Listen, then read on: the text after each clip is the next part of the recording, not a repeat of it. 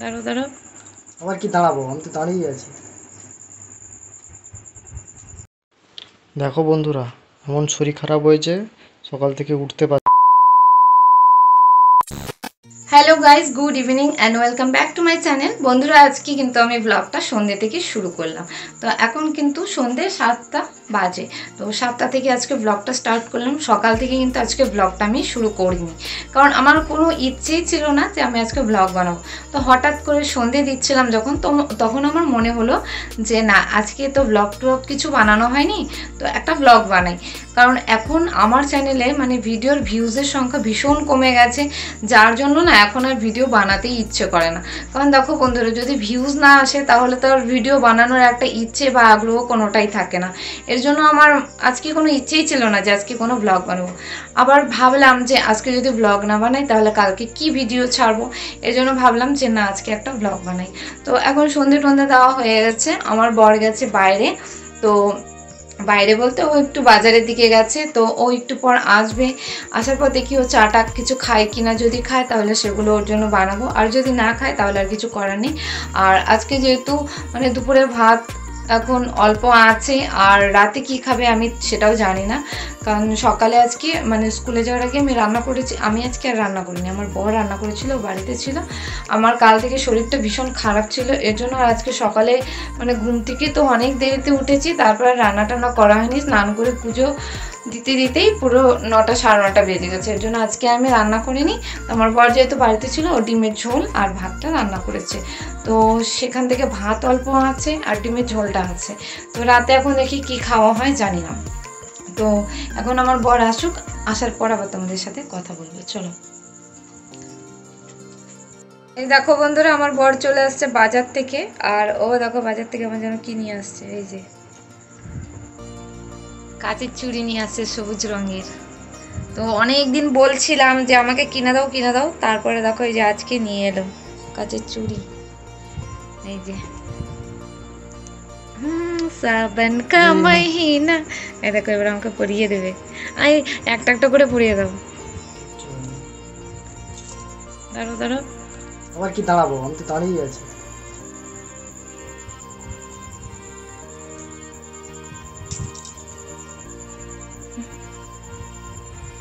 দেখতে পাচ্ছ বন্ধুরা? হ্যাঁ। বন্ধুরা দেখো, আজ রাতে কিন্তু আমি সিমাই রান্না করব। এটা হলো সিমাই। আমি সিমাইটাকে মানে গরম জলে ভিজিয়ে নিয়েছি, আর এই দিকে দেখো আমি আলু গাজর পেঁয়াজ সব কিছু ভাজতে তুলে দিয়েছি। মানে আজকে আমার খেতে ইচ্ছে হলো হঠাৎ করে ঝাল ঝাল সিমাই, তো সেটাই আজকে আমি রান্না করব। বন্ধুরা, তোমরা কি কোনোদিন খেয়েছো আমার ঝাল ঝাল সিমাই? আমার তো মাথায় সব উটকো ধরনের চিন্তা ভাবনা আসে, তাই আমি এসব বানিয়ে খাই। আর আজকে রাতে ডিনার দেখো আমার বরকে দিয়েছি ভাত, ডিম আর আলুর আর কি তরকারি রয়েছে। আর এইদিকে দেখো এই যে আমার ঝাল ঝাল সিমই তৈরি হয়ে গেছে, এটা আমি খাবো। জানি না কেমন খেতে লাগবে, তো এটা আমি এখন খাবো।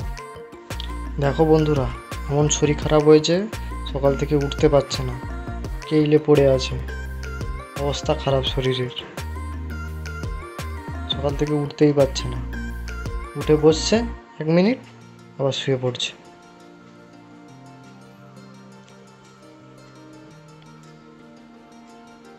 না প্রেশার লো না কিছু, সবই ঠিক আছে, তাও জানি না কেন কি হচ্ছে এর। বন্ধুরা দেখো, এখন বাজে সকাল 9:30, আর এখন আমি একটু ফোনটা ধরলাম। আর আমার বর দেখো সকালবেলায় যে পুজো করছে, কারণ আজকে আমার মধ্যে পুজো করার মতো শক্তিটাও নেই। তোমরা তো দেখলে যে সকালবেলা আমার অবস্থাটা কী ছিল। তো পুজো করার মতো আমার একটু শক্তি নেই যে আমি উঠে পুজো করব বা কিছু।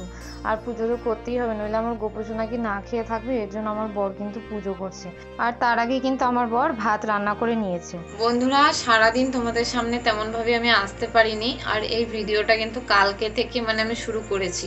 তো কালকে থেকে শুরু করেছি ভিডিওটা, কিন্তু আর এন্ড করা হয়নি।